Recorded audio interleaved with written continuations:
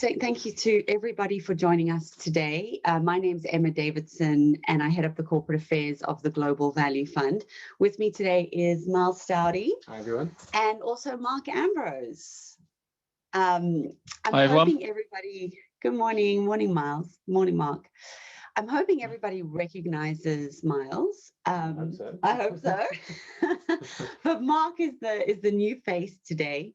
A lot of you might remember from November's video that Mark is a recent senior hire for us.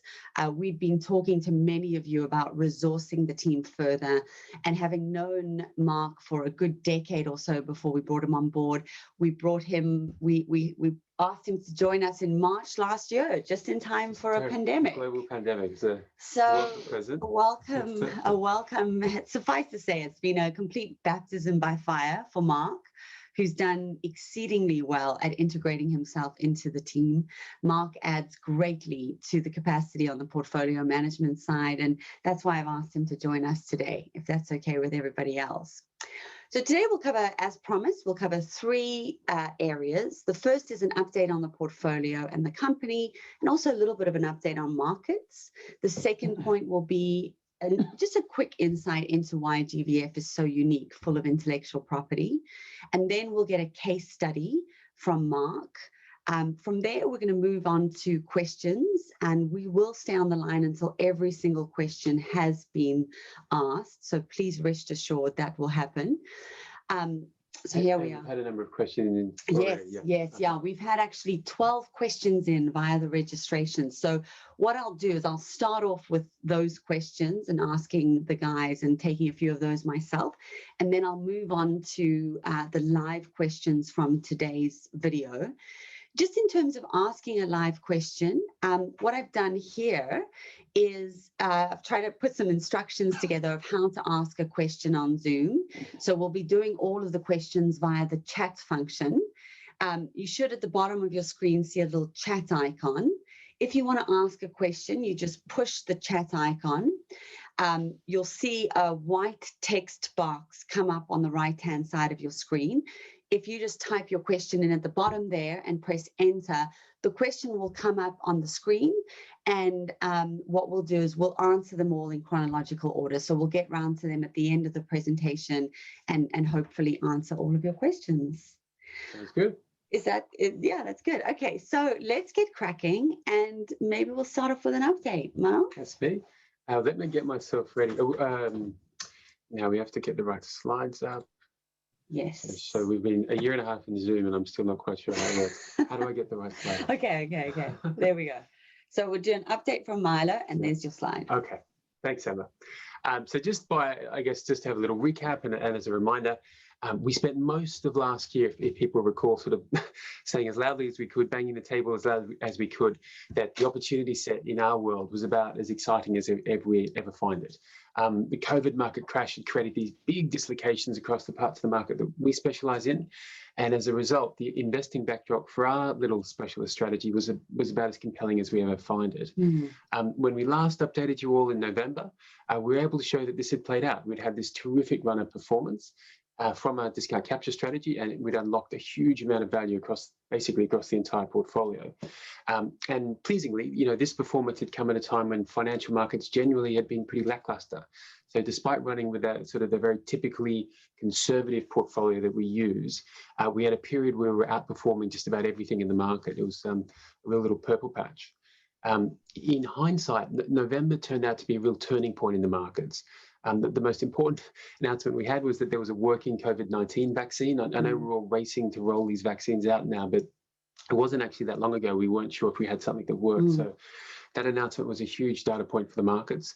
And then, of course, we had a new president in the White House who came in with these promises for enormously supportive economic packages.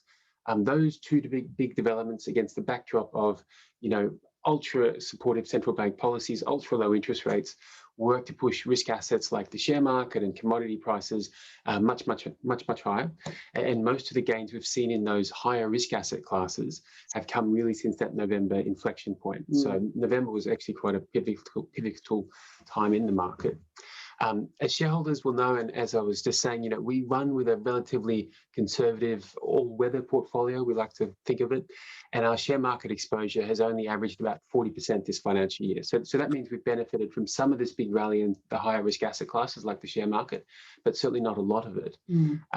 However, what's been super pleasing is that we've continued to generate well above average returns from our discount capture strategy. So through this period where markets generally have been really strong, we've managed to keep pace with a really strong share market just from unlocking value from the lower risk portfolio.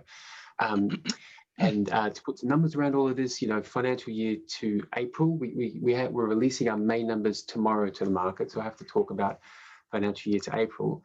GVF has generated net investment returns, so after all company expenses, of 24.5%. And that compares to global share markets of 21% in Australian dollar terms and global credit markets of -7%. Global credit markets, which is an important part of what we do, have actually generated positive returns this financial year in their local currency terms, about 4%, which is actually not bad for the credit markets. But we've had this really strong Australian dollar. The commodity prices have shot higher, the Australian dollars have followed them up. And that's meant that for Australian dollar-based investors, which is the right way to think about investing from Australia, global credit markets have generated meaningful losses. We invest across a wide range of asset classes, but the share markets and the credit markets are typically the biggest allocations that we make. And this chart here that Emma has put up on the screen, this shows our outperformance against all of the underlying financial markets and currencies that we've been invested in so far this year. And you can see we've generated about 17% of our performance, which by some margin is the best year we've ever had for the fund, touch wood, and really shows or exemplifies what I was talking about in terms of a terrific year. And it really has been driven by unlocking value across the portfolio, not sort of relying on what markets may or may not have done. So just to clarify here, Miles, so for the 10 months so far this year, we've generated 24.5% To April, to April 30th. And what you're showing here in the grey is the markets, what the market part of our portfolio has done. So the investments that we've made across currencies and asset classes and share markets. And then the blue line is showing the discount capture part of the strategy. Well, the total returns and the difference is about 17%. Got you. So yes, it's been a terrific run of performance, which is wonderful. And that's really where we've, I guess, an update to where we are on the portfolio side. Looking ahead, there's maybe, if you indulge me, maybe two last points probably worth touching on for everyone. The first, I guess, the logical question to ask is, what's the opportunity set looking for us right now after this great run of performance?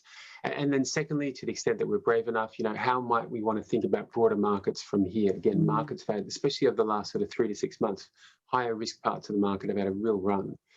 So I guess on the first of those points, the opportunity set, I think it's fair to say the opportunity set has begun to normalise somewhat on the really extreme discounts we could find last year. Last year was a really unusual time in the markets. But while we're moving away from these sort of ultra extreme discounts that we had a field day playing in last year, we're still a long way from what I'd say a normal operating environment, or it being a normal operating environment for us. Our assessment is the opportunity set still a good 30 to 50% more attractive than we normally find. And our best guess continues to be there's probably another year or so ahead of us until our investment universe moves back to a more of a normal operating environment. And of course, to repeat for the record, we find the space that we invest in still a very exciting world, even in more normal market conditions. We deliberately design our strategy to be small and nimble, and we've been able to demonstrate large amounts of outperformance now over long periods of time through quite a range of different market conditions. And you're going to hear from Mark a bit later on, and Emma referred to him earlier, but we've also, I think, heavily invested into the team. The addition of Mark's been a great coup for us, and really helps beef up our firepower internally. So in terms of the strategy, I guess the summary would be lots of reasons to still be excited, though probably fair to say we're not expecting to be able to repeat the last 10 months we've had. That's been quite an unusual period, and we're glad we're able to capitalise on that for shareholders. In terms of the broader markets, just to remind everyone, at the start of this year, we set out what we called our coiled spring theory. Basically, that this economic cycle would begin with growth accelerating much faster and much more ferociously than you normally expect after a recession, and that this rapid acceleration of economic growth was likely to drive financial markets much, much higher as we started to see the evidence of this coming through. As we approach the midway point of 2021, now we're nearly halfway through the year, that playbook is essentially panned out. Markets are now pricing in much higher economic growth, especially versus where they were six or so months ago. And we've seen a terrific rally in higher risk, growth sensitive asset classes. Global share markets are up 17% in Australian dollar terms, while the price of those really growth sensitive commodities like oil and iron ore are up roughly 80% and 60% respectively, which are just enormous moves in a very short period of time. So given all that, I guess looking at markets today, I'd say our evolving view would be that much of this good news we were talking about 3 to 6 months ago is probably well priced into the markets now. So certainly that we're in store for a period of very strong economic growth both this year and next year has become market consensus. So that's really what the market is anticipating and expecting at the moment. So to the extent that we're brave enough to look into the crystal ball, I guess our view would be that markets are probably due a bit of a consolidation phase, possibly even a modest pullback. What we're going to have to see happen is we have to actually now see all of this economic growth come through. We're all excited about it now, but now I guess the markets are waiting for it to actually arrive, and it needs to arrive to justify the big moves that have taken place over the last 6 months.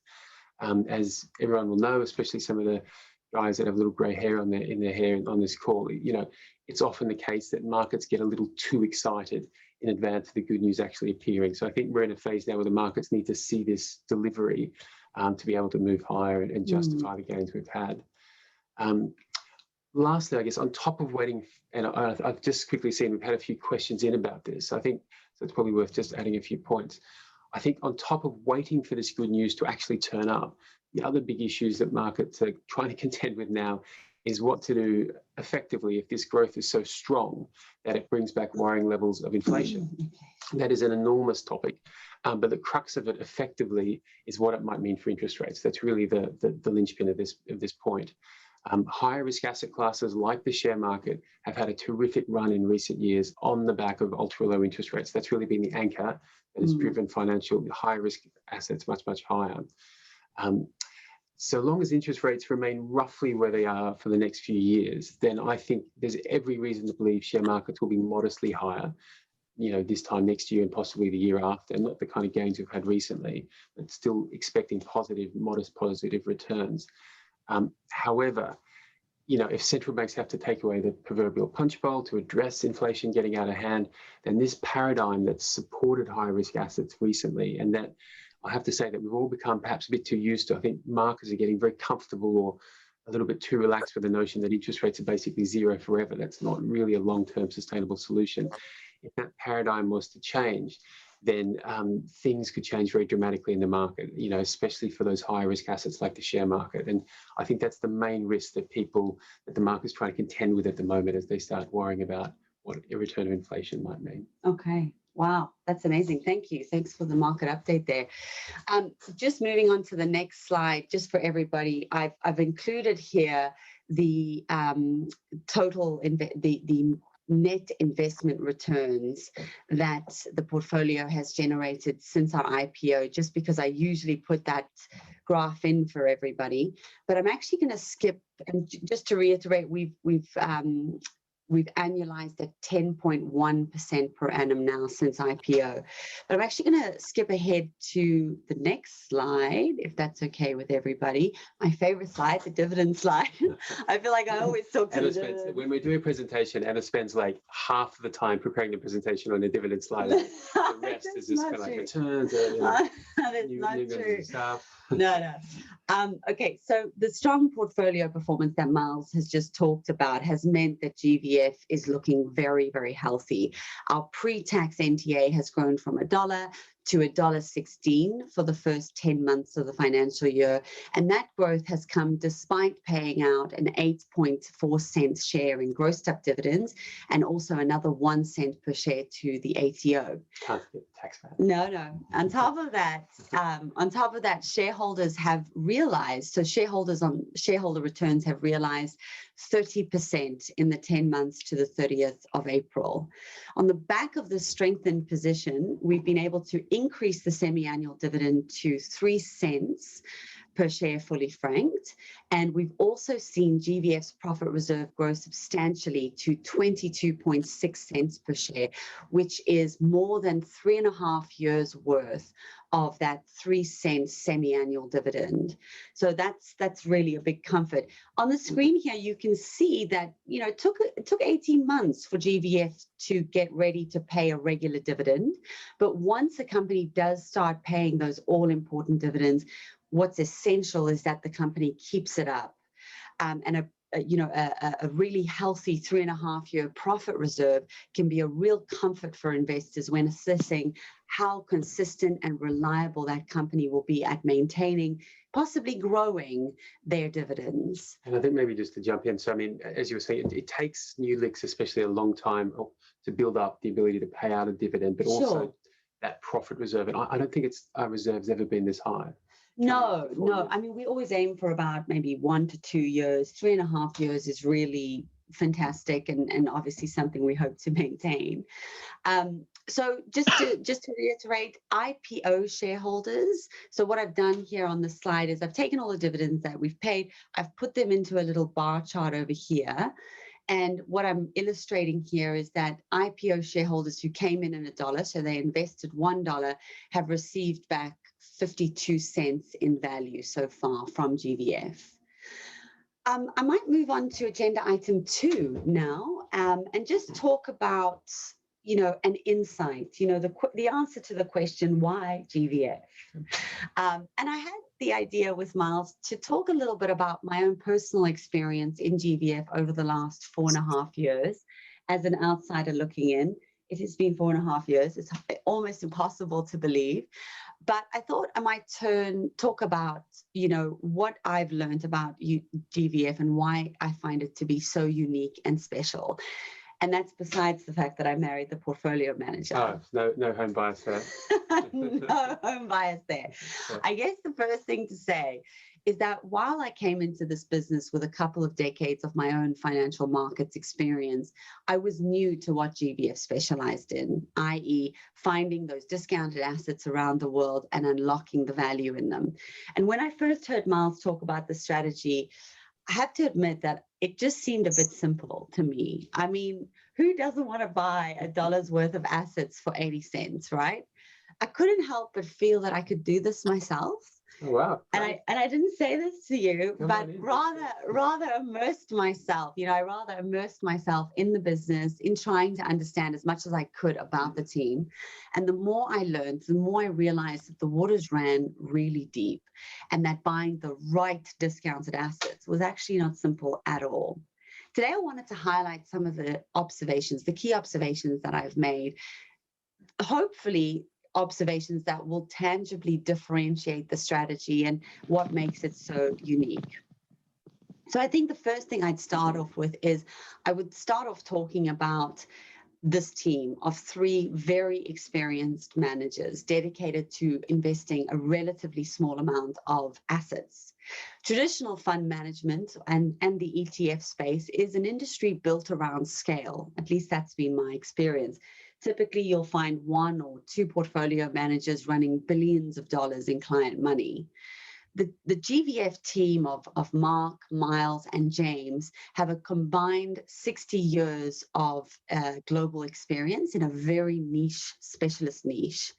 And if these guys were at a traditional fund management firm, they'd be charged with running 10 times the amount of money that we as a firm aim to manage over time. That this team has such a depth of resources, but will only ever run with a relatively small amount of money, is, in my opinion, one of the defining features of the strategy. It allows for this very hands-on approach to the way that they manage investments, and the size of the team means that they're able to dedicate a huge amount of time and resources to every single investment that they make. So the premise of buying $1 worth of assets for 80 cents is simple, but the hard part and where all of the intellectual property is 2 things: choosing the right opportunities, avoiding the bad ones, and having the skills to unlock that 20 cents in discount.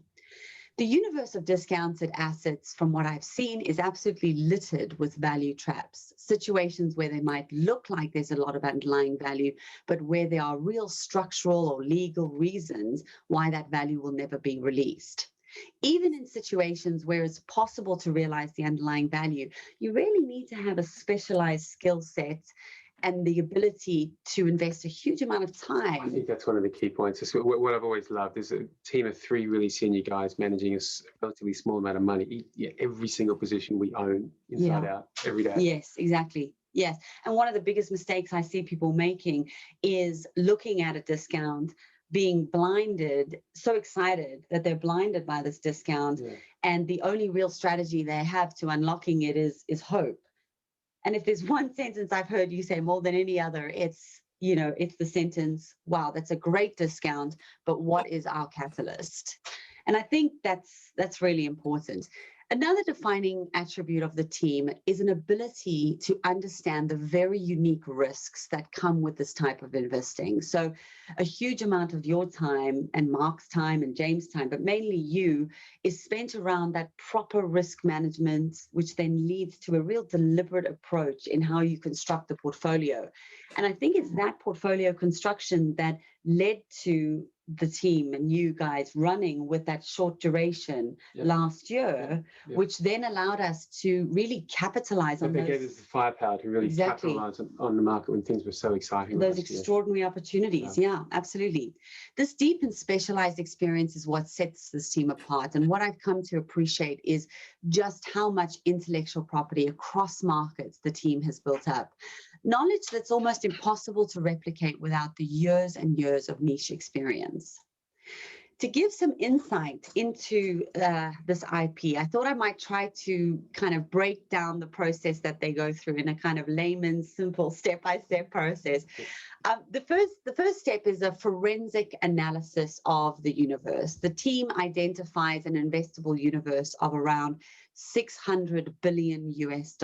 So monitoring that is the first huge step in the process. The next step is pretty common within fund management. It's an analysis, a forensic analysis of the underlying assets that these investments hold, and the amount of due diligence and regression analysis that you guys do on that has been really eye-opening for me.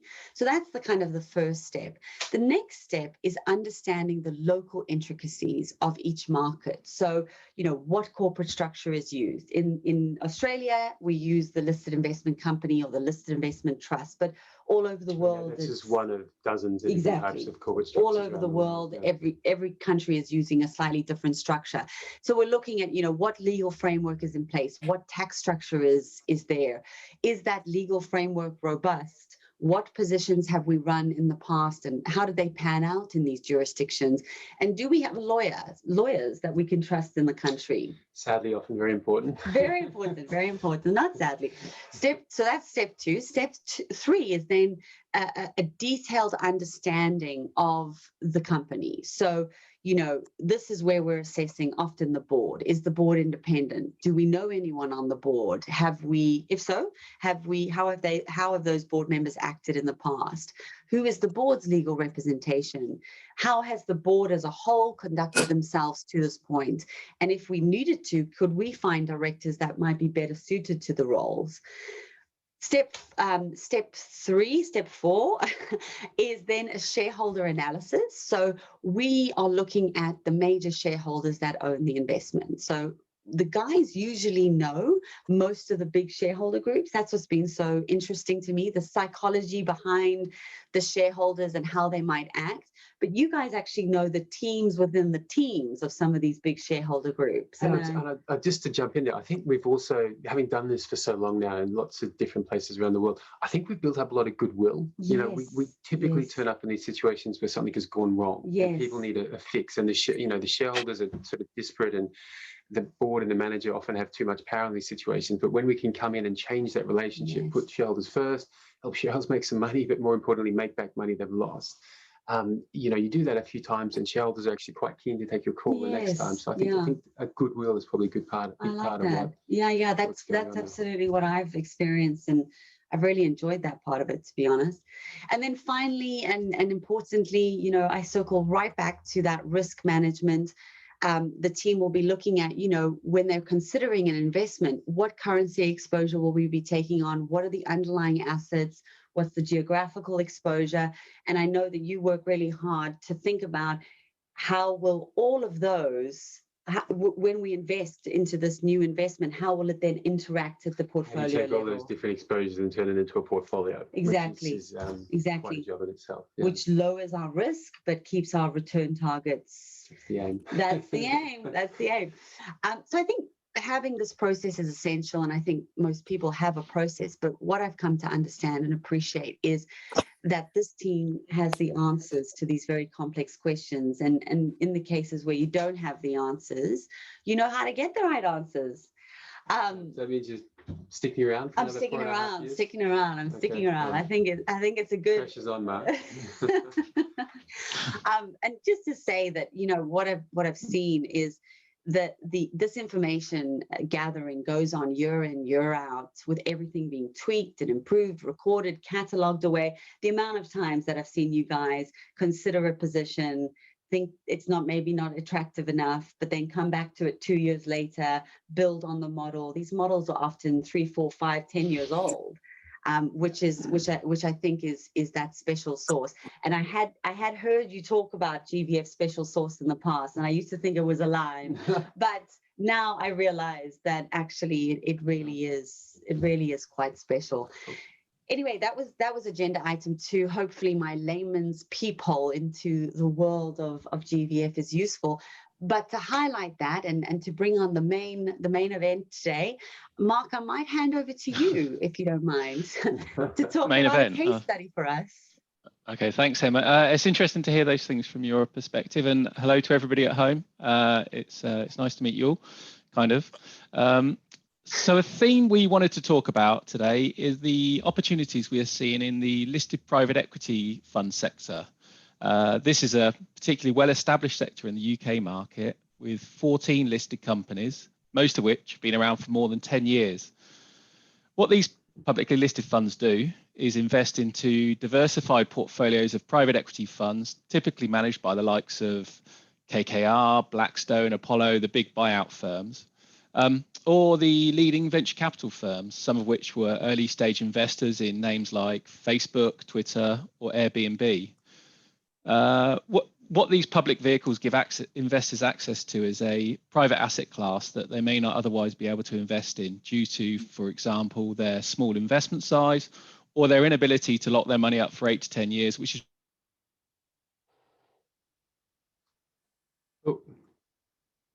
is really what you need to do if you're investing. Ultimately, what these funds own are equity stakes in companies, and the fact that they're private companies doesn't mean that they're not exposed to the same drivers and economic conditions that public companies face.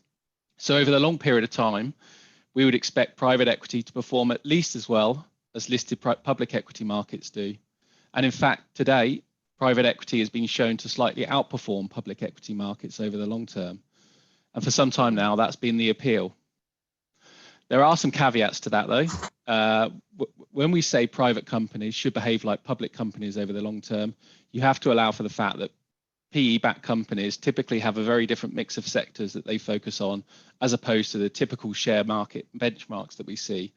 So they tend to not be in oil and gas and pharma, and they're not generally in banks. Instead, they have a bias to consumer, healthcare, and software companies. They're also... Oh, no. So in smaller size companies than you'd find Amazon or Apple with... sorry, Miles, was it? So, so they're all... we just had a slight breakup with your internet, but we're all good. Oh, sorry. No, don't worry. This is our new world.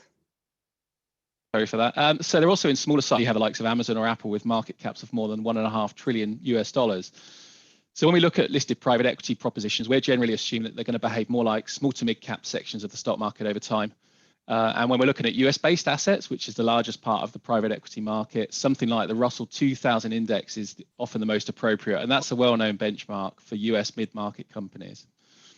So just as with any other closed-end fund, these vehicles can trade at a premium or discount to asset backing. The interesting feature, though, with listed private equity is how that asset backing is calculated, which is what makes the asset class very interesting at certain times. So, as all of you know, a LIC like GVF reports an NTA on a monthly basis, and calculating that NTA is relatively easy. We take the stock market prices for all of our underlying investments and therefore know what the total portfolio is worth. In the case of listed private equity funds, however, it's not so simple. Typically, the way it works in private equity is underlying funds report on a quarterly basis, but it takes 2 to 3 months for those valuations to feed in, and even longer for all of them. So what takes so long is that these underlying funds have to go through each of their 5 to 10 investments and make an assessment of what they're worth by first coming up with a representative group of similar companies elsewhere. And they also look at what similar companies have been bought for in the market when there's been M&A. In the meantime, though, these listed investment companies have to report an NTA to the market. So what they do is report them based on what they know at the time. And as an example of this, Harbourvest Global Private Equity, which is a very large private equity investment company listed here in the UK, they've published their NTA for April, but 80% of the portfolio is still valued as of the end of December 2020. So what this dynamic means is that the NTA the market sees is one that can be quite out of date. And when you have a quarter like Q4 last year, when the Russell 2000 was up 31%, or a quarter like Q1 this year, when it was up 13%, that can mean the real NTAs of these companies can be much, much higher than what's being reported. So after very strong runs in the share market then, the long lag effect embedded in listed private equity valuations in effect means you can invest into the market today, but at a level where the share market was months ago, which at the moment means you're buying into the share market 20, 30 percentage points below where it is now. And that's actually what we've done for GVF. We've been able to buy into funds where we think their real discounts to NTAs are around 30% plus, which is much wider than the actual reported discounts you see in the market today. Now, if we look at the charts here, the one on the left, we've chosen a long time scale so that it's reasonably long, but we've also chosen one that starts after a period of relative calm, which allows these lags to catch up. And just to sort of highlight there, the dotted line is the Russell 2000, which is there to represent public equity markets. 3 are representative listed private equity funds. We can see that over the long term there, private and public equity markets perform broadly in line, but in fact, private equity has done a little better than public equity. If we now focus on the relative returns of the two asset classes over the past few years, which is the chart on the right and similar lines, we can see that private equity valuations have dramatically lagged that of public market returns, which are again shown in the dotted line, in the order of about 30 to 50 percentage points there. So what we expect to happen is that over the next 6 to 12 months,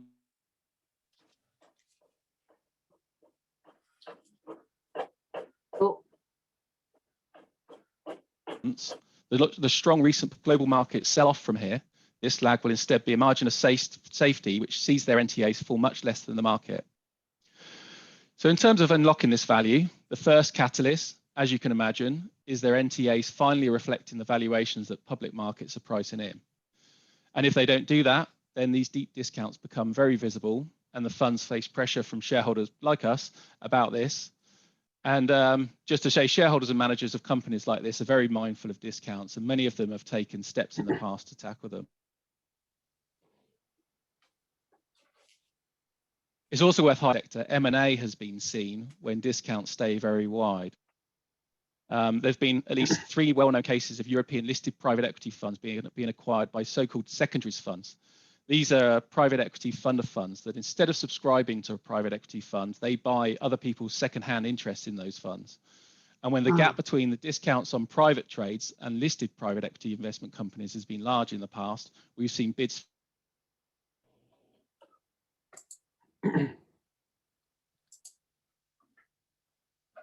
for whole companies at a large rate here in the UK. Wow. Wow. Wonderful. That's really interesting. Sorry. Go ahead. I was just going to say, so unfortunately, Mark, it was super interesting, and you explained that really well. Unfortunately, there's a couple of points where your internet kicked in just at the wrong time. So I thought I might just quickly summarize, just so everyone's quite clear. So I think what Mark was saying very admirably was that what we find really interesting about this trade at the moment, as Mark was saying, but I think people might have had sort of the cut in, cut out, was that this is basically a way to invest into the market, 3 to 6 months ago. And given markets are run up by, 30+% in that 3 to 6 month period, it's kind of, it provides this wonderful margin of safety, as Mark was saying. And we think we're buying these funds on much, much wider discounts than sort of the headline discount, 30 plus. The key is obviously unlocking those discounts. And just to paraphrase, the first catalyst will be seeing those discounts actually arrive. Yeah. So seeing those valuations finally come through. And then secondly, and Mark has some actual experience with this in his previous role before he joined us, but these discounts can't hang around if they really prove to be 30% plus. It might take a little while, but shareholders like us will step in, start applying pressure. Right. The companies themselves are very sensitive to this and want to solve these kind of problems. Right. And more importantly, that I think the really interesting point Mark was referring to, and where he does have some experience with this in his previous life as an investment banker, is that you see M&A in the space. These are large liquid vehicles, and that, if other people can come along and buy a portfolio of good performing assets, well below fair value, it'd be quite natural to expect that M&A comes through as well. So yeah. I mean, what I take away as the layman on the call here is private equity is very interesting at this moment in time. Why not buy it at a discount? Yeah. I mean, you've got the double win there, right? Yeah, it's almost a double discount. Yeah, you've got access to the private equity markets, which are really interesting and lagging at the moment, and you've got them at a discount. So that's what I'm taking away. And there's lots of ways you can play this theme. So Mark has found us quite a few clever permutations of the theme. I guess where we find the most bang for our buck. Harbourvest is one that he's referred to, and we're happy to disclose that's one of our largest holdings at the moment, one we're certainly very excited about. But he's found us a couple of lateral ones as well that are not public yet. We're still building in them, but we think are very interesting. Oh, don't worry. I'm going to get Mark on the phone, on the line for a couple of questions. So get ready, kiddos. Okay, let's move on to questions and answers, my favorite part of the show. So we got in 12 questions. I can see on the chat we've got a number of questions waiting, and I will come to those as soon as we've gone through the ones that were asked online.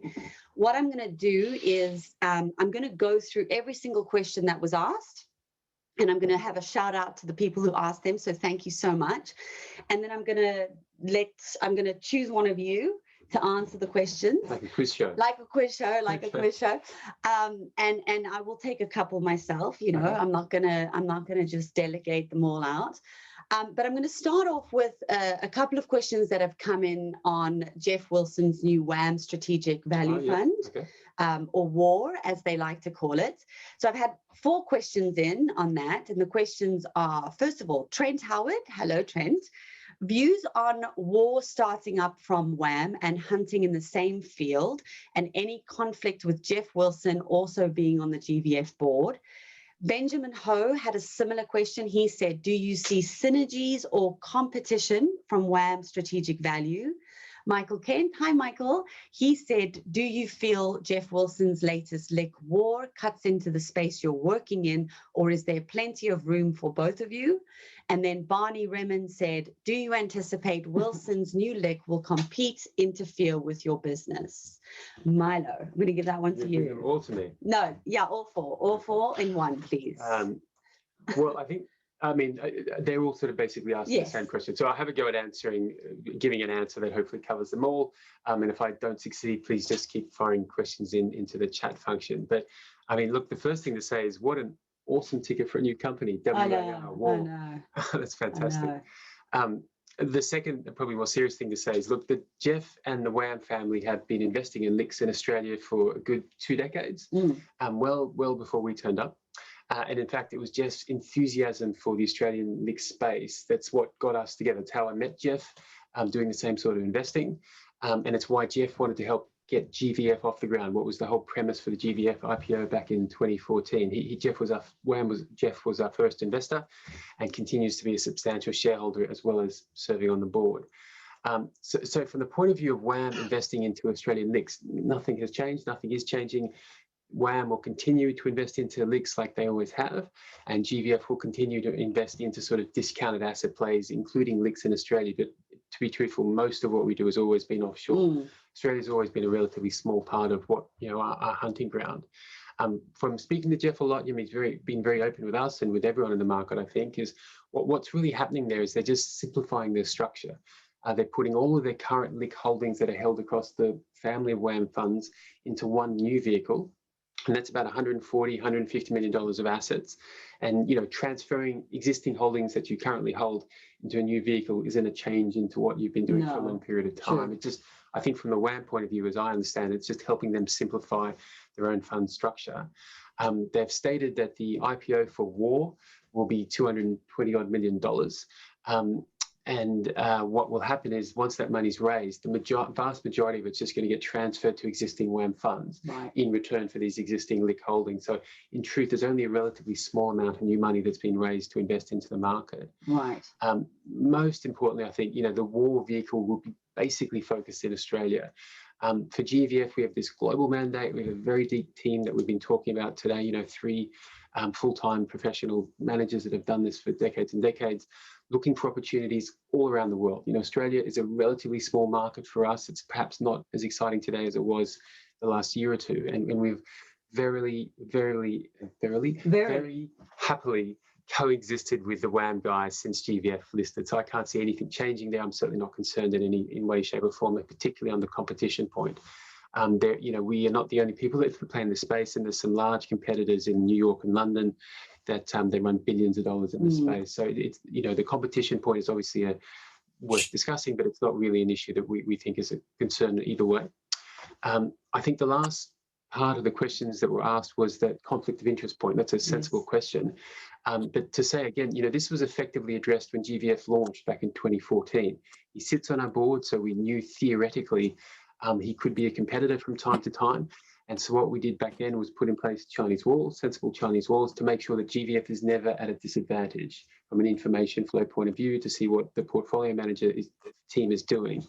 And that remains in place, and we've sort of formalized it a bit more since the WAR fund has come to market. But there's firm Chinese walls in place. There's no intellectual property slipping across. And I don't see any issue in terms of conflicts of interest there.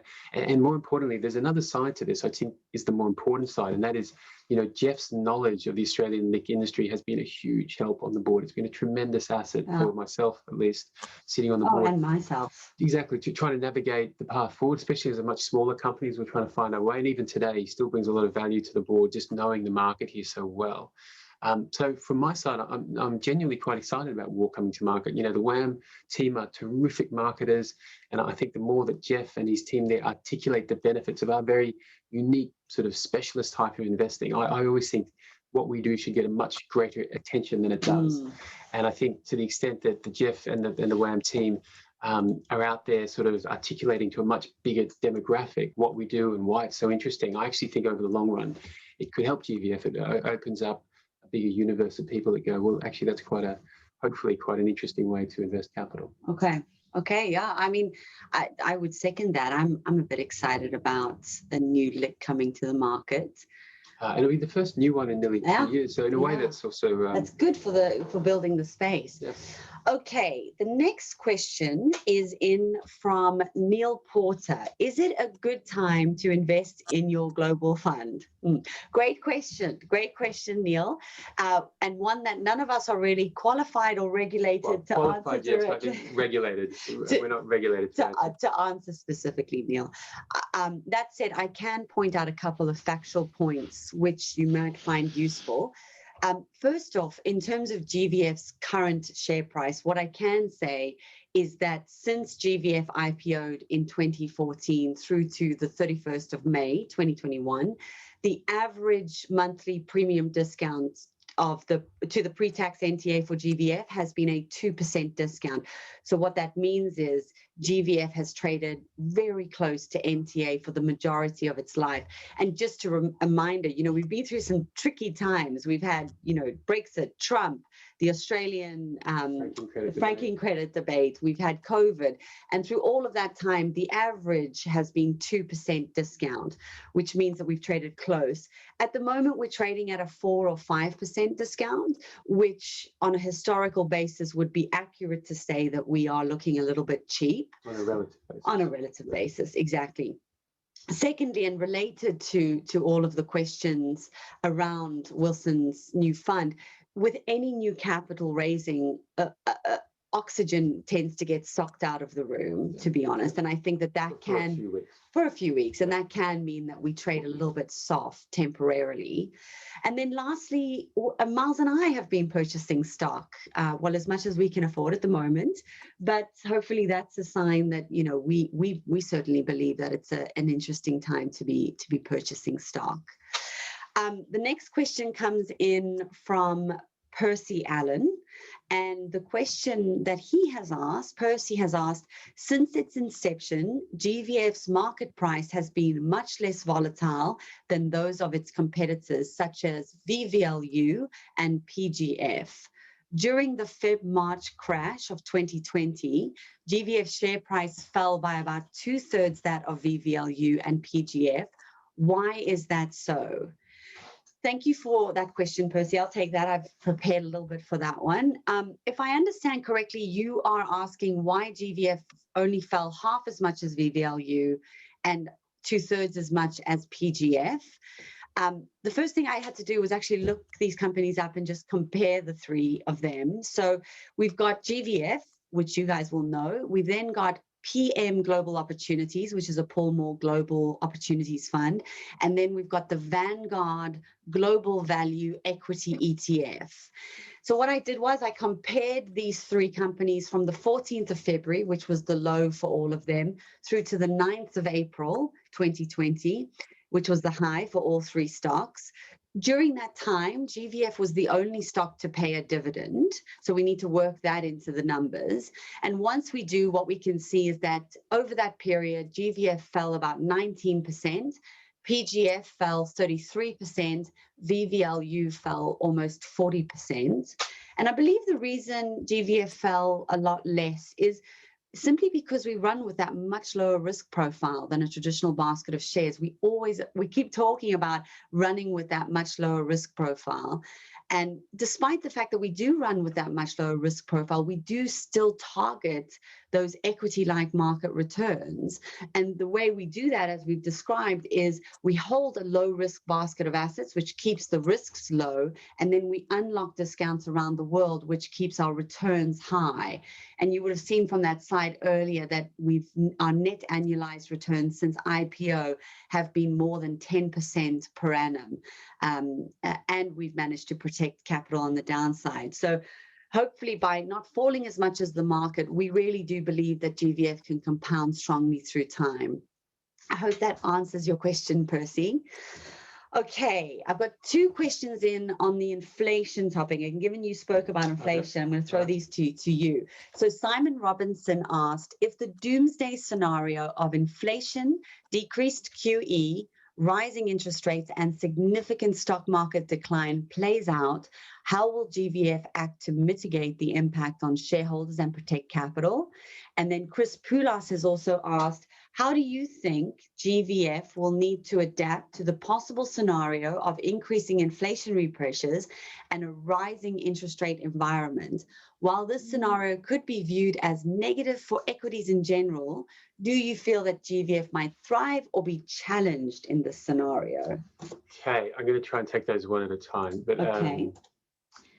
I guess for Simon, so I guess the first thing to say is that that is the doomsday scenario we can all foresee at the moment, or you know, to use that paradigm, it's the main known unknown we have in the market today. Oh, just sorry. I was actually so sorry. Let's go back to the share. I was trying to get our faces bigger so people could see us. Okay. But I don't think that's going to work. Sorry. I hit all the points in this guys. question. There we are. What was that saying? Rising inflation is sort of the known unknown in the market today. It's a clear risk that we can foresee and that we can plan for.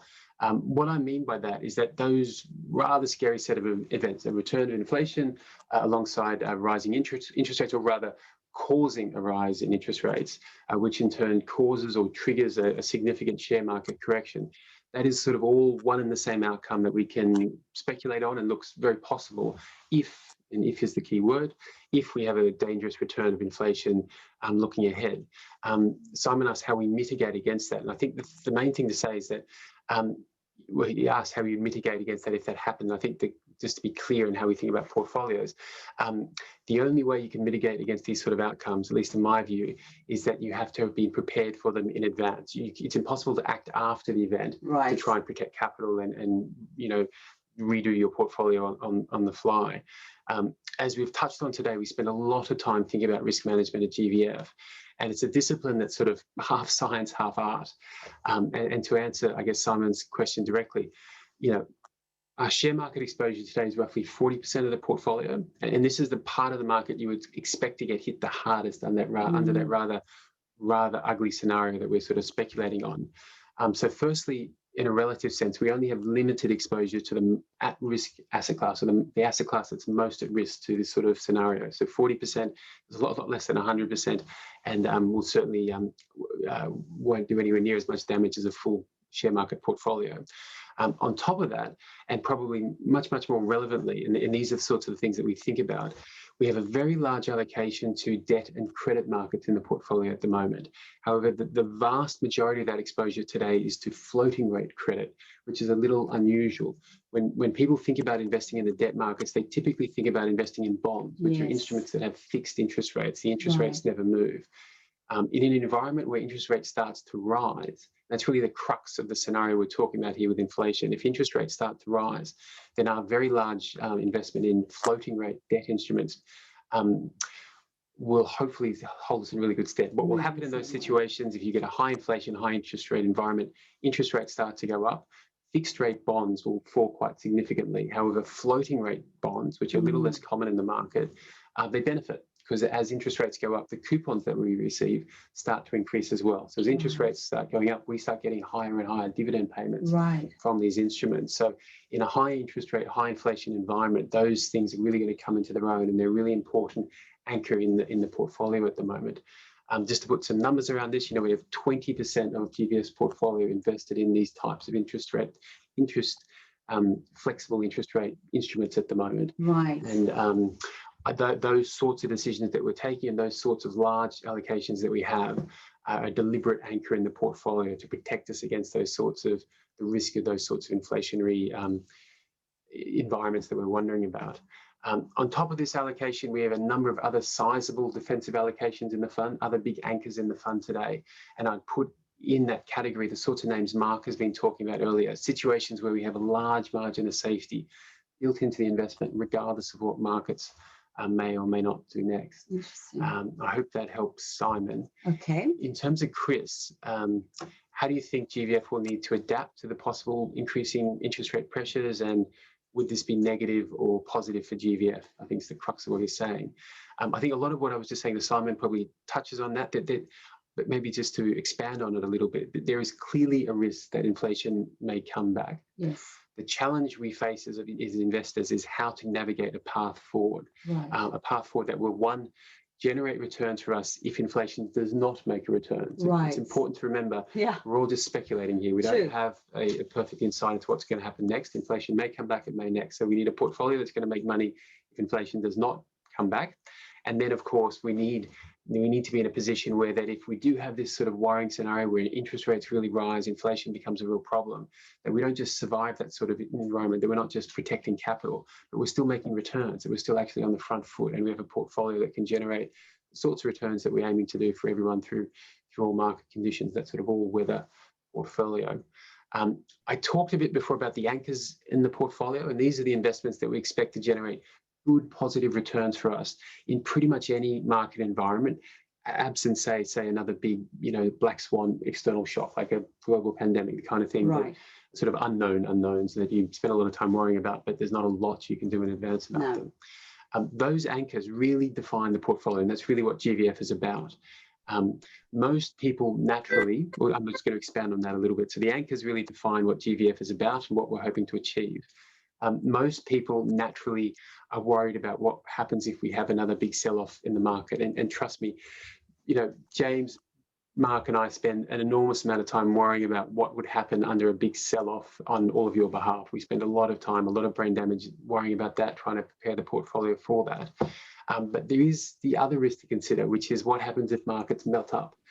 Markets are frothy today, but we don't, I mean, I think it's true to say we don't have the real excesses that we've seen at the other absolute peaks of bull markets in the past. I don't think this is a likely outcome, but it's certainly possible that we have another large rally in share markets over the next 6 to 12 months. And in that sort of an environment, these anchors that we spend a lot of time putting into the portfolio to protect us, those anchors are going to be the things that hold us back in a relative sense. They'll make money, but they certainly won't make as much money as investing in things like Amazon and Facebook, the high risk parts of the market. In that kind of environment where markets sort of melt up, which I don't think people are thinking about as much as perhaps they might ought to, we're going to have to unlock an enormous amount of value from our portfolio just to keep up with the market. So that risk that markets still might have a lot of room left to run is part of the reason why we still have a meaningful allocation to share markets. And it's the sort of things that we have to balance when we're trying to think about how defensive we want to be. It's a long sort of insight into my mind, but I think maybe just to say, I'd like to think, and certainly we've worked very hard to try and construct a portfolio that achieves an outcome that means that we should be fine in a higher interest rate, higher inflation environment.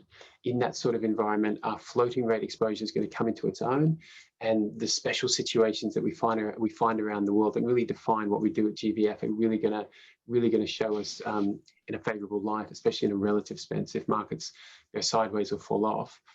Conversely, I think we're still well placed to participate to a good extent if share markets and the other high risk parts or the growth sensitive parts of the market keep moving higher, and this inflation concern that's creeping up in the market at the moment doesn't pan out. That's an entirely plausible scenario that we have to think about as well.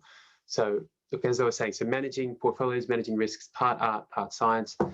Obviously, we can't protect investors against every risk in the market, but we do put an enormous amount of thought into these things and try and build portfolios that are going to generate the return targets we set for us and that we hope people can rely on, generate those sort of return targets in a whole host of different operating environments, good and bad. So those anchors really do make us that steady Eddie that we aim to be. Yes. If I can summarize. Okay, Mark, don't think you've escaped the questions. Okay, so we've got a question here from Bruce Orlebor. He has said, does the fund have any holdings in heavily discounted private equity LICs in Australia, such as CD 1 to 3? If not, what about other private equity vehicles? If not to both of the above, why no holding in discounted private equity at this stage? Well, Mark, this feels like a question for you. Okay, yeah, no, so we don't own CD 1, 2, or 3, but we do know of them, and we think they're potentially interesting.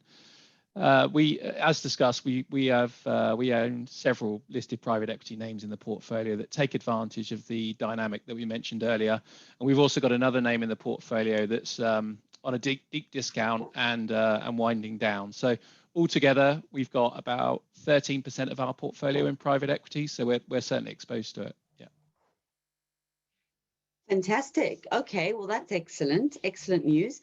The next question comes from Billy Blomfield. What particular opportunities are you seeing in this current pandemic environment? Milo, I'm going to give that one to you. Hey, Billy. Great to hear from you. Hope you're well. I think the area we're most excited about at the moment is the one that Mark's been referring to, is the listed private equity space. We think we're still really in the early stages of a re-rating that will come in this space over the next year or so. And Mark has found there's some wonderful different ways to play this theme. What I really like about it as an idea is that margin of safety aspect that Mark was talking about. Share markets have had this terrific run over the last little while. And what these vehicles do in a sense, is it sort of lets you invest into the share market today, but at share market prices of 3 to 6 months ago. Yeah. So you have this great margin of safety. Markets have had a great run. It's perhaps a little bit brave to sort of charge into buying equity markets at all-time highs. This trade that Mark's identified and that we're really putting a lot of capital to work in lets us sort of invest into the market 3 to 6 months ago. There are a few other interesting pockets of value that we really like out there at the moment, but I always have to be mindful of the fact that we're a public company and a lot of our competitors read and listen to everything we say. So we might have to just pause on those and talk about them when they've been a bit, when they've played out, and talk about them in the future. Okay, excellent, excellent. I am going to reattempt to stop sharing our screen so that you guys can just click on the stop share. But then let's just do speaker view. And then if I can move us, there we go. Okay. So hopefully you guys can see us, and then you'll hopefully get to see Mark as well. Mark, I've got a question for you, and that is Ellison Asia. Yep. Investments is one of the positions listed in your annual report. This is from George Sclero, by the way. So we've got Ellison Asia listed as one of our investments as at the 30th of June 2020. This LIC is still trading at a 10% discount to NTA almost 12 months later. Can you please comment on this investment? Mark? Okay. Yep, no, thank you for that. Thank you for the question there. So EAI, or Ellison Asia Investments, is actually a really good example of how we can trade in and out of closed-end funds. So back in the first half of 2020, that fund was on its widest discount ever, despite the fact the manager was taking concrete steps in another fund of its within its stable to combat the discount. So we managed to build a position in EAI at an average discount of 16.5% to the NTA.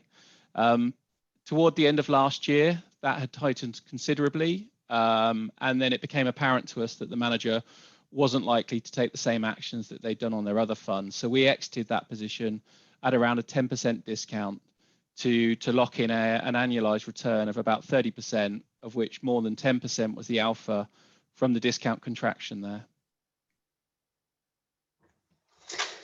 Brilliant. Brilliant. Okay, I think that's a great example, Mike, Mark, of how we managed to use these situations as trading examples, not all long run kind of activist campaigns. So trading is half of the capital we do. We're very light on our feet. We've got a lot of IP and a lot of really interesting strategies that we use to unlock value in that. Yeah. Okay, so the next question is from John Ryan, and it says, I'm sure you'll mention this, but can you please give an update on how you're seeing investment opportunities at present? Are NTA discounts rising or falling? I might take this one, give you guys a break. Thanks for the question there, John. As Miles said at the beginning, the opportunity set over these last 12 months has been a bit extraordinary. In fact, market dislocations, they tend to be environments where this strategy thrives. Thinking back to Brexit, Trump, and now COVID, at this exact moment in time, we would say that the environment that we're operating in is probably, as you said, 30 to 50% more exciting than usual. So still a very exciting time, just not as extraordinary as last year. The caveat that I would say is that we find our space exciting all of the time. And the reason for that is that we only aim to run a relatively small amount of money in the space. We have said that over time, we will aim to run 400 to 500 million in the strategy. And that is in a $600 billion market. So we're talking about 0.0008% of the space. And that allows us to keep it all very interesting for our investors. In terms of discounts rising or falling, as a general comment, we've certainly seen discounts tightening across the board from last year's levels, but there's still some very interesting areas out there if you know where to look. And we're probably, as you said, probably a little less focused on Australia, but seeing opportunities elsewhere in the world. Yeah, definitely. And also just a reminder, we're not always looking for the widest discounts, but rather the smartest discounts. So I think that kind of hopefully answers that question. Then the last of the questions from the registration, and I can see that everybody is clearly familiar with the chat function. Very looking forward to going through all those questions. But last one on the registration was from Robert Herman, and he said, in the 1990s, we noted the mining boom with comments that is generally followed by a dining boom. Do you agree? Are we in a dining boom now, or is it still coming? Miles, because you had the mining background originally, I'll give this one to you. Gosh, I had a look at that question late last night, so I tried to put some thoughts together, but it's a fantastic question. I worry, Robert, that a really good answer to this is possibly a bit above my pay grade, but I'm going to give it my best shot. And I think just to clarify for everyone on the call and to sort of make sure that everyone's included, I think what you mean for the wider audience is that for some time now, forecasters have said that Australia, ever the lucky country, would be able to roll from enjoying the benefits of a mining boom, witness the small fortunes state and federal governments are now collecting at the current high oil price, to a dining boom, by which I think people mean the opportunity for Australia to sell food and agricultural products into Asia. The arguments behind this sort of coming agricultural boom seem very sound, and I've certainly read about them over the years. Australia has this wonderful competitive advantage in farming, and it's on the doorstep of Southeast Asia, an area that's growing rapidly, both in population size and I think more importantly in wealth.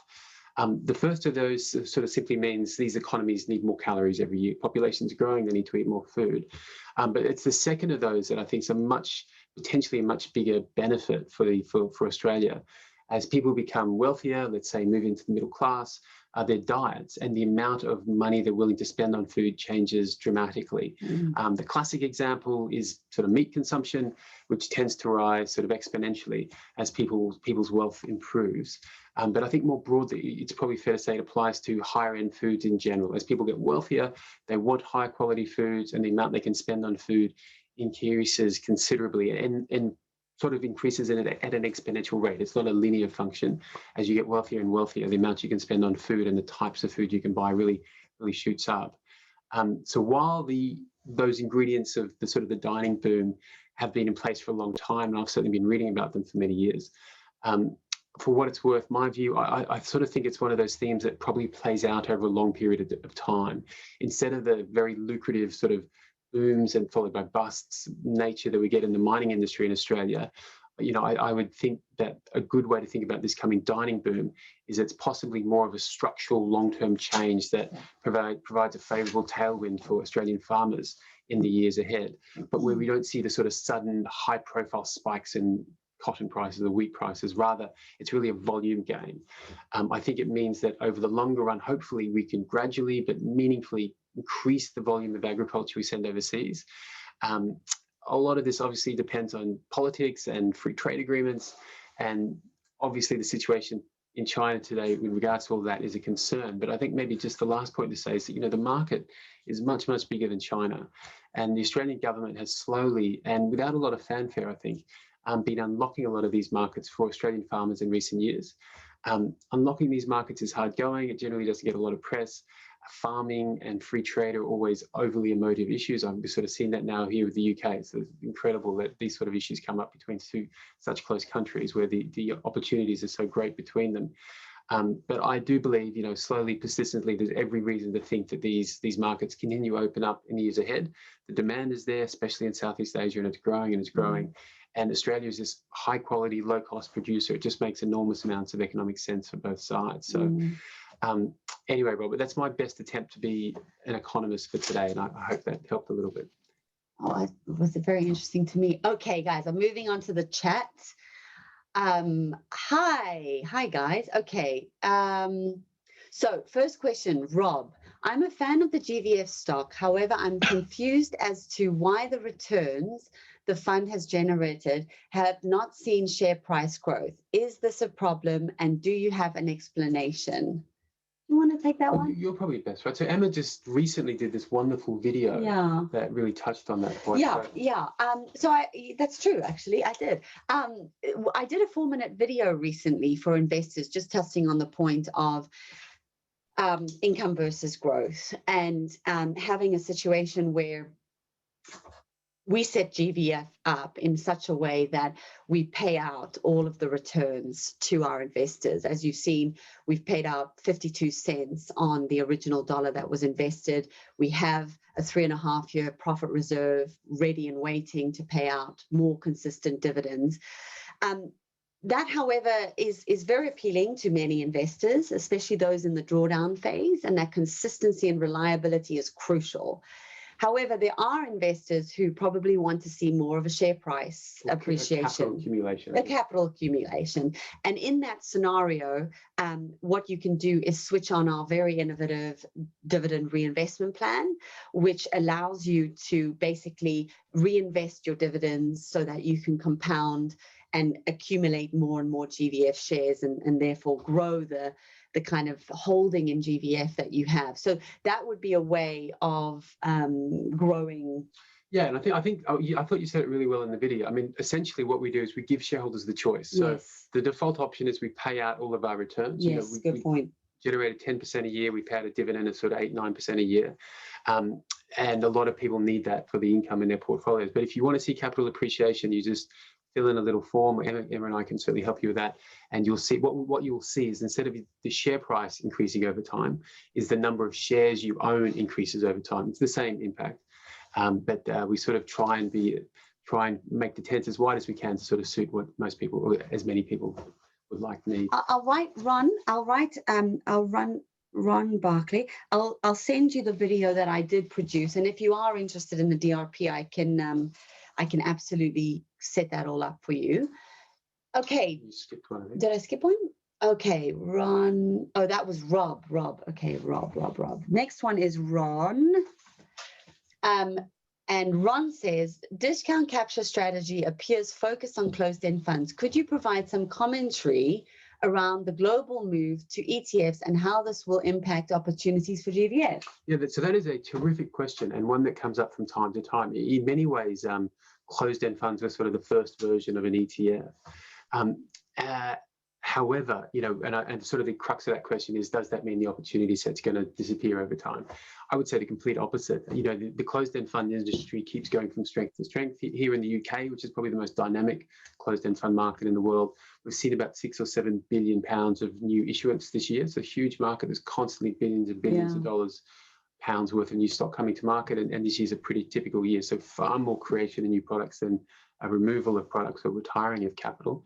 And the thing that's really interesting, and we're starting to see a little bit in the Australian market as it matures, but the fact that ETFs have come along is not new news, and closed-end funds today have to compete with ETFs. There's no rocket science to that. If fund managers and boards and shareholders want to come together in these structures, and there's really good reasons why this is a fantastic structure for managing money in, you need to find ways to solve the discount problem. You need to find ways to compete with ETFs. So a lot of the new products that come to market now, especially in sort of the very grown-up jurisdictions with high levels of corporate governance, have features built into them that try and replicate what an ETF does. And those features basically are invitations to liquidity providers, people like ourselves that can come in, arbitrage the difference between NAV and the share price. And the more and more of those features that turn up, it really increases the opportunity set for us for that trading side of the business. It's a side of the business we don't talk a lot about because it's a lot of our protective IP, but it's a really productive and exciting part of what we do, unlocking value through using these sorts of mechanisms. So to the extent that the ETF industry continues to grow and the closed-end fund industry wants to remain relevant, and that's certainly the case, there's certainly a lot more product coming to market than disappearing. I think that, one, it forces closed-end funds to pay more attention to corporate governance, look after their shareholders better, which is just good for everyone. And two, it gives us more and more a greater universe of things to look at over time. Yeah. Okay. Good. George has said, buy $1 worth of assets for 80 cents. Emma sounds like Jeff Wilson. Oh, what a compliment. Well, yes, I think it was Jeff who originally gave that. I think we sort of stole his phrase. We stole his phrase. Weren't you, when you first were going around right at the beginning, and he was like, no, Miles, your speech is too complicated. Too cerebral. This is what you're going to say. Yeah. That you're absolutely right. That is Jeff Wilson's. Okay, speaking of Jeff, does the new WAM strategic IPO risk stepping on GVF's toes, possibly targeting the same opportunities? Do you see scenarios where GVF and WAM may act together to try and build value and potential investment opportunities? We'll keep going. So I think there were sort of two cruxes to that. I think I touched on them earlier, and there's a few questions about this, and we want to make sure everyone's comfortable, so we'll answer every single one. But is there a risk that it steps on GVF's toes? I mean, the simple answer is no.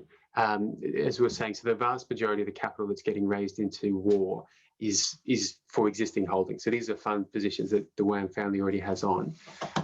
The second point to say is that we have I don't want to say proper, but big sort of offshore competitors that I spend a lot more of my life thinking about and worrying about, groups that run billions and billions of dollars in this space. So whether the WAM family runs $200 million in a similar strategy or $500 million in a similar strategy, it's really just a drop in the ocean compared to some of the big offshore players. And there's one or two large hedge funds out of New York that I would categorize us as ferocious competitors with. Those are the sorts of competition that I spend most of my life sort of strategically thinking about it. And part of that, obviously, I guess to the second point is what Emma was saying, Australia is a really interesting market for us, but it's one of many, many markets. Yeah.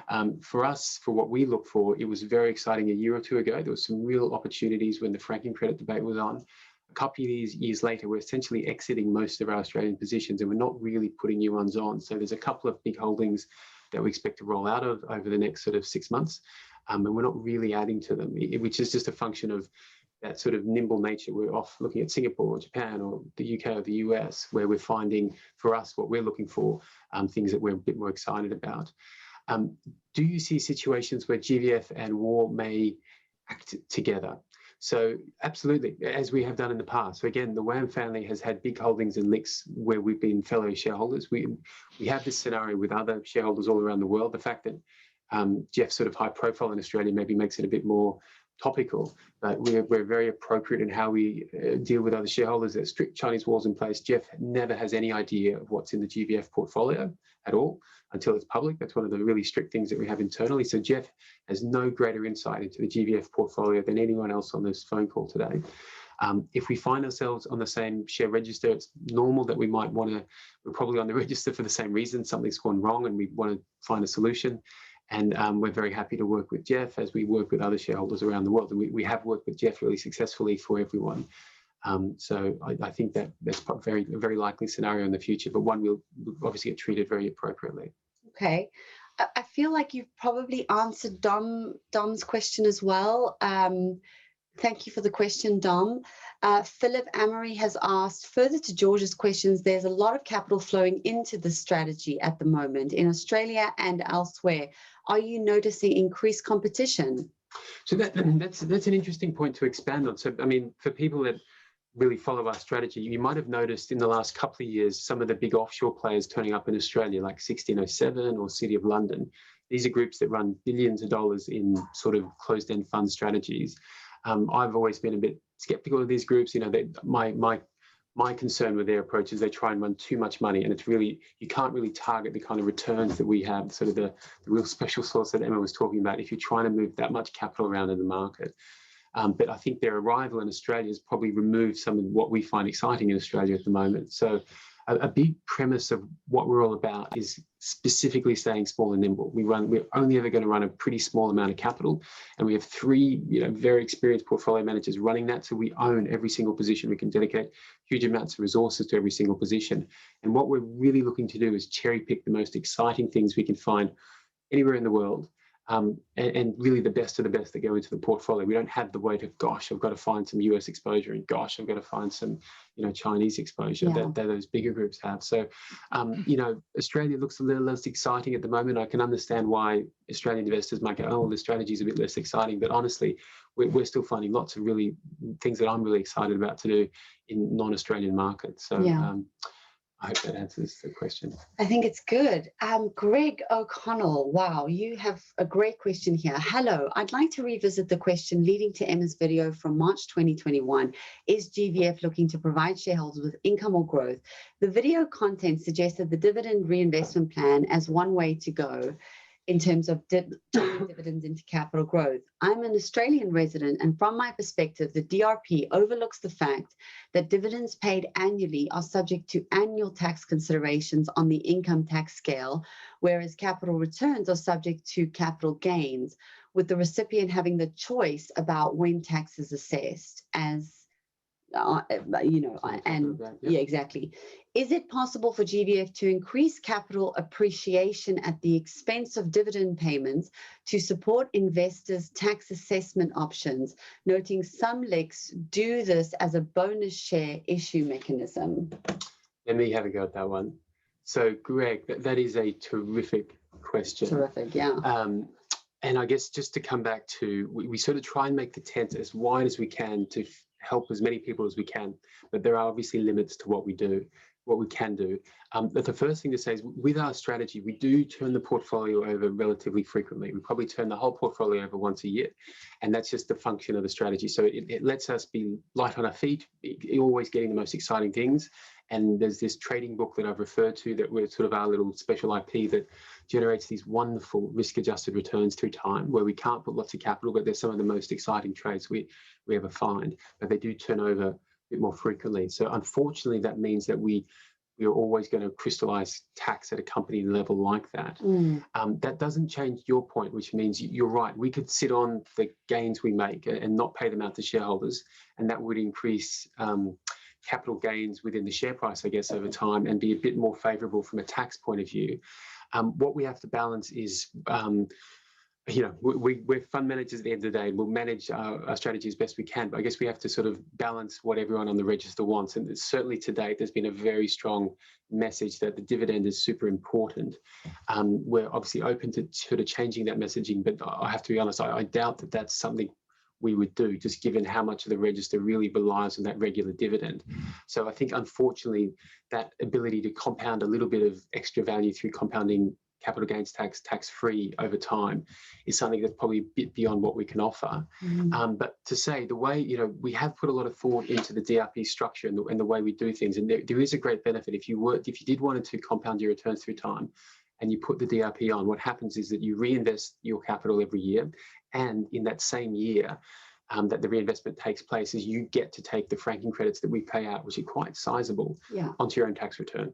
So your investment, your capital compounds, and in that taxable year, you get to use the large franking credits we pay out. We pay out an enormous dividend compared to just about everyone else in the market, and with that, when we can do it fully franked, comes a very big and very valuable franking credit, which is basically tax we're paying on your behalf, which you can take whenever you want to. You can, or indeed, as depending on where you are in your investing life, you can actually get as a rebate back from the Australian government, especially if you're later in life. Okay, now I feel like we've totally dominated things. I want to bring Mark back on. Mark, we've got a question in from Brian Rathborn, and he has said, how does the private equity strategy work if the market is falling? And I might also give you the next one. Do you see listed PE for GVF as limited to fund-of-fund listed vehicles, or are you also looking at listed PE that hold direct PE assets?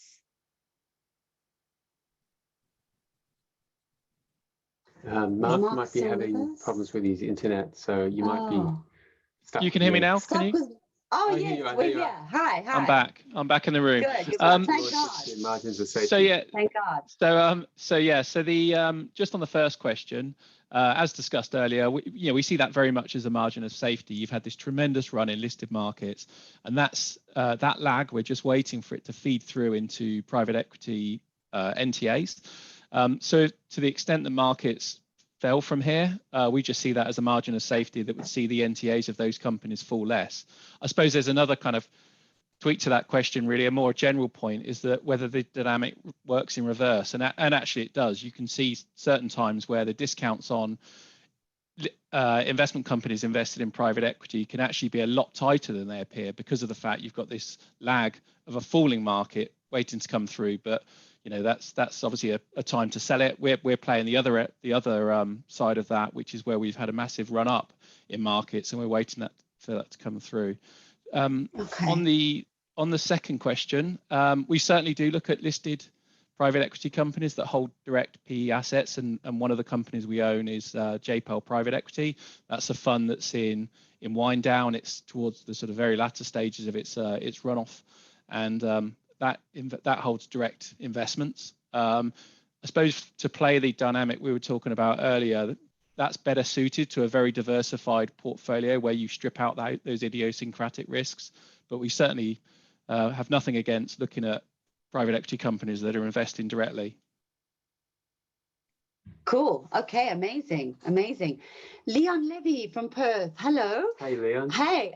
He has said, with reserves growing so pleasingly, at what point will it be decided that a prudent level has been reached in terms of cover and that dividend payments can be increased? Oh, great question. It's a board decision. I was going to just jump in and say, so the first thing to say is obviously a board decision, not a manager decision. Maybe just to sort of put some meat and bones around it. I think the board's philosophy to date, and look, this is your company, guys. So if you would like things done differently, please let the board know directly so that we can take this feedback in. But I think the feedback we've received to date, and I think that's where the sort of board's mindset is to try and set a dividend payout rate that sort of roughly matches what we think we should be able to generate at a portfolio level over time. So, we've generated 10% of annualized returns to date. Yeah. I think so the rough rule of thumb was if we could pay out 8% grossed up, 8 or 9% grossed up, that would sort of roughly match what we generate through time and hopefully have a little bit of capital appreciation. Yeah. The risk of increasing it too high is that then one day you might have to cut it. But there isn't a perfect science to these things. No. So I think if we could perfectly predict the future and perfectly make our returns match what we want them to do, I think we'd see it slowly increasing through time, and that reserve sort of maybe not getting too much higher. Yeah. But we sort of also want to be mindful of the fact that we never want to be in a position where we might have to cut it one day. So I think that the holy grail is a dividend with a big reserve, a reserve people can really rely on when markets are tough, with a slowly growing dividend through time. Agreed. And we have such a wonderful board who are so prudent and so good at kind of bashing the ideas around. In general, I'm always there saying, let's increase the dividend. Yeah. Emma is your advocate at every board meeting. Yeah. More. And she was the one that, he's keen. But it's really good. We get to kind of really bash it all out and try to protect things as best as we can. Hi, Emma and Miles and Mark. Miles, could you give a quick update on GVF's Australian LIC investments that have already played out? Ellison, Monash, Bath, WMA. It seems that GVF stayed in some of those until after conversion, but e.g. for WMA, there was an exit form logged a while ago. Yeah, no. So happy to. I think I'll sort of try and go through the quicker ones first. So on Monash, I just take my hats off to the guys on the board there, Yeah. Paul Kithero, Simon Shields. They're doing something very innovative in Australia. Yeah. And I don't feel they get really the attention they deserve for that. Yes. What they've done is they've taken a LIC that was struggling with a big discount problem. We turn up on the register, we engage with the board in a sensible way. Like, how can we solve this problem together? What is perhaps a better corporate structure for you? And to their credit, they brought forward this idea of converting into an ETF. Yes. And that conversion happens in the next few weeks. It'd be fair to say that we invested at a discount. We're value investors, so once the value's gone, we'll be looking to exit. I think on Monash, we'll probably be exiting in the next few weeks. But it really is a testament to them that they've persevered and done something very new in the Australian market, and maybe a model that a few other LICs that are struggling with their structures as they are might want to pay attention to. In terms of Ellison, a few people have probably noticed that was a really big investment for us. It was a LIC on a big discount. Ellison Global, right? Ellison Global. Yeah. AGI, we invested at a big discount. It converted into an open-ended fund, which is quite a typical playbook that we get involved in with funds that are struggling in their corporate structure. We've maintained the investment, and just to say the main reason for that is in the conversion from the LIC to an open-ended fund, a large amount of tax was paid, and that created a huge amount of franking credits. And GVF is entitled to those franking credits. We don't want to lose them. And we basically we needed to be invested for another full year to get the full benefits of those. So that's one reason we've maintained our investment. And the second reason is we think our speculation is there was a bit of hot money that came into this trade after we sort of disclosed in it. And I think people started paying attention to it in the Australian market after we were involved in the conversion to an open-ended fund was announced. And I have a very strong bet that a lot of that hot money kind of uninvested as soon as the conversion happened. And the more people that uninvested is the more franking credits that are left over for GVF at the end of this financial year. So we are determined to get as much value as we can everywhere across the portfolio, and that's why we continue to hold in Ellison. In WMA, we've sold probably about half of our position. We still hold a position, and it's starting to look a little bit cheap again. Originally Bath. There was a big involvement of mine. I was on the board, really turned that whole company around. Yeah. And we invested at a very big discount and have realised most of that. I probably shouldn't say what we won't or won't not do, but we still have a holding. It's just nowhere near as big as it was in the future. That's it. Well done. Okay, Stan, I'm very happy with the current strategy and would like to stay and Like would us like to you say. to stay true to label, i.e. income focused, not capital growth. I have completely separate investment. Okay, thank you, Sandra. We will promise to stay true to label. Kate Davidson, that's fine. And then Chris. Hi guys, I know you're a reasonable size investor in FPC. Do you understand their strategy for unlocking value? An exchange traded managed fund. I don't understand how it would work and where the buyers would come from when they could buy the underlying LIC for a discount. So look, fat profits is one where I have to be a bit careful what I say, but it's probably fair to say we've had a huge amount of work going on behind the scenes there, a lot of engagement with the board. We've tried to be very constructive with them. Shareholders will know we're the largest shareholder in Monash, and as I was just talking about, Simon Shields and the team there have just converted that from a LIC on a big discount to an ETF, so no discount. I think it'd be reasonable to say that that was a template we took to the Fat Profits board, and we're really pleased that they've decided to instigate it. How they will manage that, we haven't had as much input in as we would have liked, and that perhaps the Monash guys took from us. But I think the essence of it is, and to their credit, this is something initiative that they're putting forward. If it's done well, it's a potential to create a much stronger product for existing investors and remove that discount risk. And I think importantly for Angus and the guys there, once they've done that, it will let them start raising new money straight away. One of the problems with a LIC on a big discount as a manager, you can't raise, well, you really shouldn't be raising money into it. It's dilutive. It's sort of stealing money from your existing shareholders. So I can't comment on where they're going to find the new buyers, but I can say that if they follow the Monash model, which is what we've been heavily guiding them to do and where we've had a huge amount of engagement with them on, I think it should be a solution that works for everyone. I hope so, yeah. Great answer. Thanks. Thank you, Rob. Thank you very much. Sorry, guys, I have to be, okay. Thanks, William. Really, thank you to everyone for joining. Okay, I think that's the end of the questions. Is that right? I think it is. And I think our 2-year-old son's going to come running in. Oh, yes. Our 2-year-old son. I think he's 4. 2-year-old daughter. 4-year-old son. 4-year-old make a bit more noise. It's been an absolute pleasure. I'm sorry that we couldn't have you all unmuted. It would have been lovely to just chat to you all. We should say, that we should have led with it. Yes. Oh yes, guys, we're coming out to Australia in November. We're gonna do the quarantine with our 2 toddlers. Great. And we are going to be there in November. So we missed last year, but this year we're going to make it work. And we'll both fully be vaccinated. I've got Pfizer. You've got AstraZeneca. So we're both trialing them both. So we'll definitely be coming out, and we'll see anybody who wants to see us. Hopefully get a chance to see a lot of you out there. I hope so. Mark, is there anything else you want to add, or? No. But apologies for my technical issues here. But it's been great to see you all, on the screen there, and hope to speak to you again soon. Yeah, good to have you. Good to have all of you, and thank you so much for spending the time. We'll see you guys soon. Thanks, everyone. Bye, guys. Thank you.